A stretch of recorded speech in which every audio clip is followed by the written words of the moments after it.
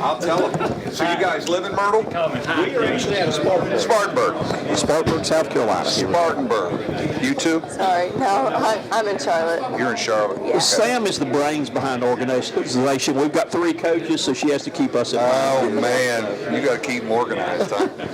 That is her job. My job, but doesn't mean it's possible. I hear you. All right, Coach Phillips, we ready to roll here? Yes, sir. All right, welcome to the Coach's Corner. We have the head coach at Notre Dame University, Mike Bray, in the house. Welcome to the Coach's Corner. Good to be with you guys again. Now, Coach, I've got a request right off the bat right here. I was asking one of your players this morning of his favorite road trip, place he likes to go, and he said the Ritz-Carlton. Do y'all have one up there you could take him to? This is a pretty good stop right here. They do like this one. We do not have one anywhere close up there that we could stay in. But of course, you had B.J. Beecham and Steve Astoria, my 2 seniors who've been part of really a lot of fun success with our program. Well, we are Notre Dame basketball fans now. We pull for you. We're hoping that the last time they had a regional in Greenville, South Carolina, that's where the one from North Carolina is going to be in Greenville, Notre Dame came and played there. So we would love to get you guys back up there in our neck of the woods. That was my second season. We beat Charlotte and had Duke beat and missed some free throws, and we couldn't finish it. Second round game there in Greenville.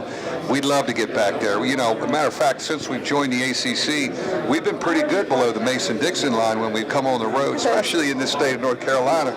So, you know, we're okay coming south to play. And you actually had one of Pete's assistants with you that year. I did. Lewis Preston was We had to come up and give Lewis a hard time up there being up there back in the state. Sure. Well, let's talk a little bit about your team. Now, you guys have come in. You've made the transition. It wasn't a transition for you being a former ACC coach, though, but you guys won the whole thing year before last, though, and you just like you right here, like a regular in ACC. You made the transition well. Well, it's helped that we've, you know, after a rocky first season when we lost Jaron Grant, we were able to recover and, you know, win it that year and then also go to 2 Elite Eights. And, you know, so you have momentum in the league. I was worried. We had such an identity in the Big East, a very good identity, very consistent identity.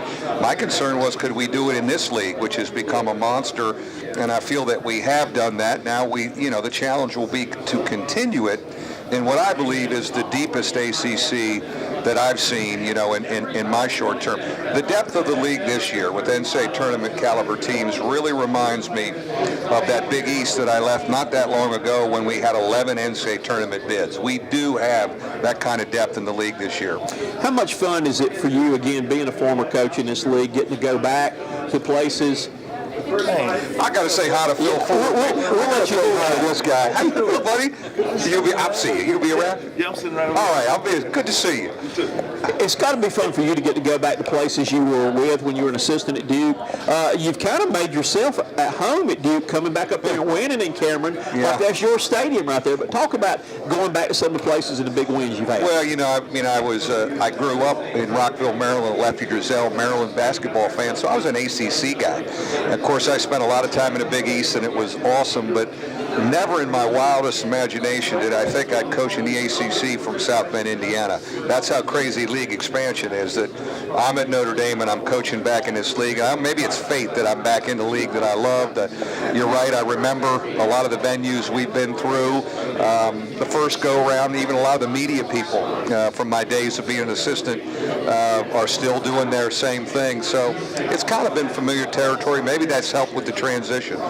Your players, I gave them an opportunity. I'm going to see what you can do right now of recruiting me. I'm a 6'8" guard forward who can shoot the three. Tell me why I should come play at Notre Dame. It's very simple. You know, I know you visited Clemson and you visited Wake Forest and NC State, and that's all great, I said. And I don't want you to take this as pressure, but I want you and your parents to think about this when you leave campus.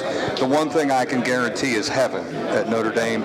And, you know, so you may want to think about that in your decision. You sign with us, I guarantee you'll get in heaven. We've got a direct line there. So don't take it as pressure. pressure, though. Just think about it. Call me back in 48 hours. Will I get to meet Touchdown Jesus? You get the high five touchdown Jesus. All right. And it's 3-point Jesus. A 3-point Jesus. It's 3-point attempt Jesus now. It ain't touchdown Jesus. Where's my pen? I'll sign right now. Oh, you're ready. What's the most rewarding part of what you do?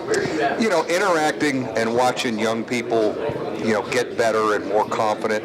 When you see a guy like Zach August or Jaron Grant or Pat Connaughton come through our program, and for the most part, we'd get 4-year guys, and see them get their degree from a great institution, see them get better as players, see them not be the young knuckleheads maybe they were when they walked in the door at 18. That's really the gratifying thing of being a teacher and an educator.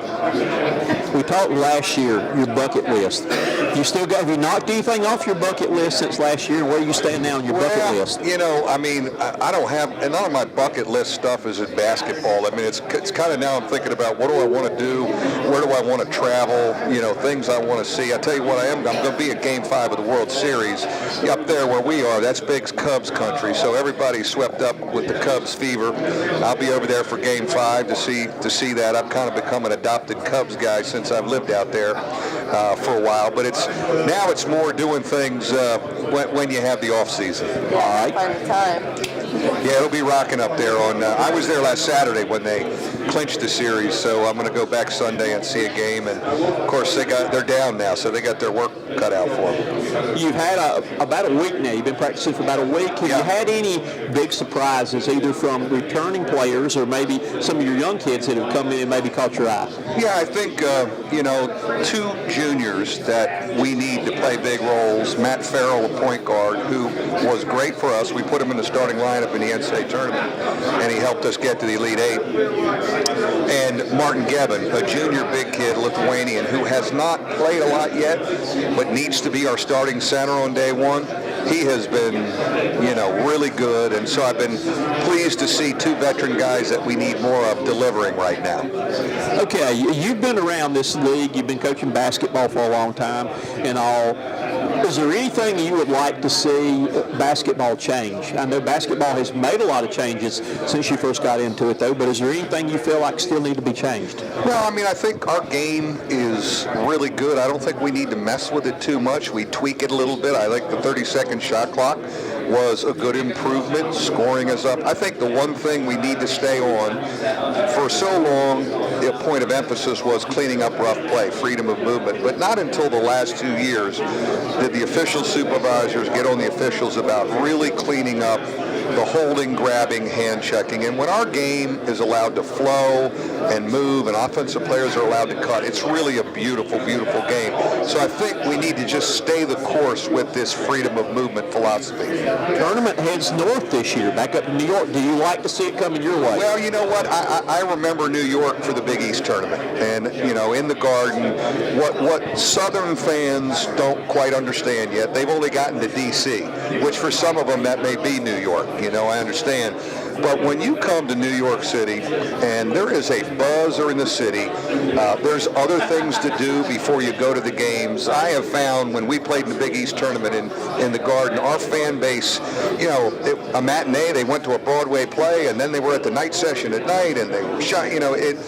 I think there's a lot of fans that are, longtime ACC fans from the South that will really embrace it being there, and maybe they're a little nervous now. They're going to love it. Now, we have a mutual friend, Pete Strickland, that we've talked about there. Do you ever get a chance to play golf with Pete? No, I don't play golf with Pete because he takes all my money. He's too good a player. You need to ask him about high tees. That's a strategy right there that we tried to teach him playing with one of these where you jack it up like playing T-ball. Yeah. I just want to know if he ever adapted to that. I have to ask him about that, but I see him, great friend. We went to DeMatha together, played, a heck of a coach. He's in the D.C. area, so when I go in to recruit, I always get with him, and we go to Lido's with Coach Wooten from DeMatha and reminisce. Well, we actually, Coach Tony and Coach was with me when we came up at Morgan's camp. Oh, sure. When you were up there a couple of times, we were up there doing the camp up there, though, and that was quite an experience that we got. We were the guys from down south, so we were kind of the ones that had to get up and do karaoke on the little social the last day of camp, and we kind of were the ones having to take one for the team. Yeah, I was going to say, the new guys always got hazed a little bit. We got hazed up there, though. But we had a great experience. Wasn't it a fun group group of guys, though. It was. It sure was. I still stay in touch with all those guys. Get them tickets when we play back east. It's really cool. Well, Coach, we hope you're going to make it down to Greenville. Look forward to seeing Notre Dame play, and it's always great to see you and wish you the best of luck this year. Always good to be with you. Thank you very much. Mike Bray has been our guest on the Coach's Corner. Thank you. Yeah, I would tell Coach Strick